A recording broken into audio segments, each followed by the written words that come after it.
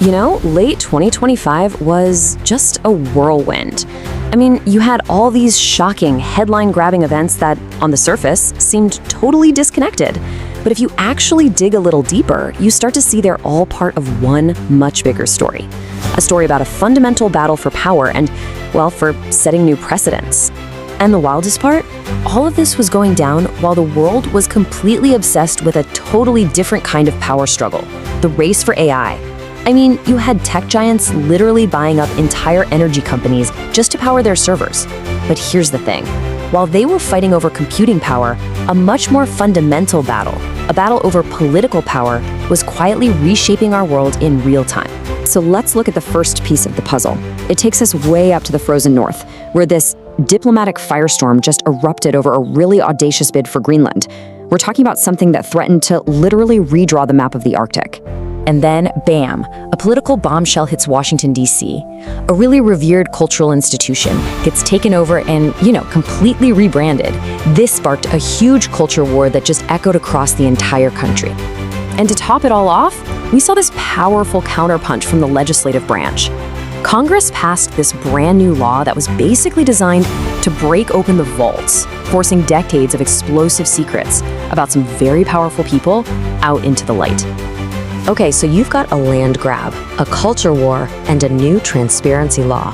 What on earth do these three things have in common? Well, that's exactly what we're going to break down right here.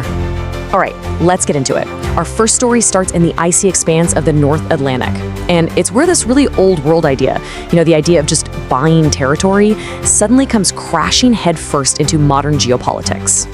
So back in December 2025, President Trump does something pretty much unheard of. He appoints a special envoy to Greenland. And the mission? It wasn't some secret backroom deal. It was stated publicly to make Greenland a part of the US. This wasn't quiet diplomacy. No way. It was a loud, clear, public declaration of intent. And wow, the reaction was immediate and absolutely furious. The prime ministers of Denmark and Greenland, they put out this joint statement. It was so direct, so powerful. The language they chose is just incredibly telling. You cannot annex other countries. Greenland belongs to the Greenlanders. I mean, listen to that. This wasn't just a simple disagreement. It was a stunning rebuke. They were framing this whole move as a violation of fundamental international law. And this thing blew up way beyond just a spat between a few countries. The international community, they closed ranks around Denmark almost instantly. You had the EU expressing full solidarity, Sweden pledged to stand guard over international law, Norway came out and said it stood 100% behind Denmark. The message couldn't have been clearer. This move was seen as a really dangerous break from the established rules of national sovereignty. Okay, so now let's shift gears to our second story. We're going to see how this same kind of challenge to the established rules played out. But this time, it's not on the world stage. It's happening right in the heart of Washington, D.C.'s cultural scene. Just look at this timeline. It is breathtakingly fast.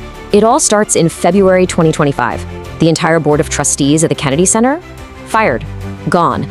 That same month, a new board gets appointed, and what's one of the first things they do? They vote to install President Trump as chairman.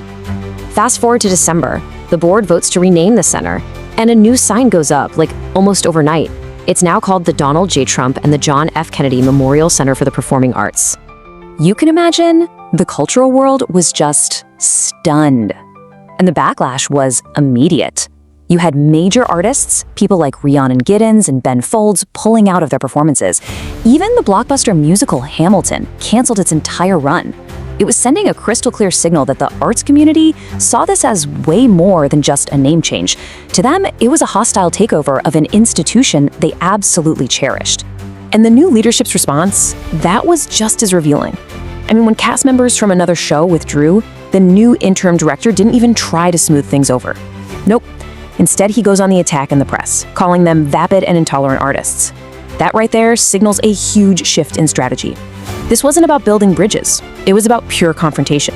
So, okay, while you have the executive branch pushing all these boundaries, our third story shows this really powerful countercurrent starting to emerge from Congress.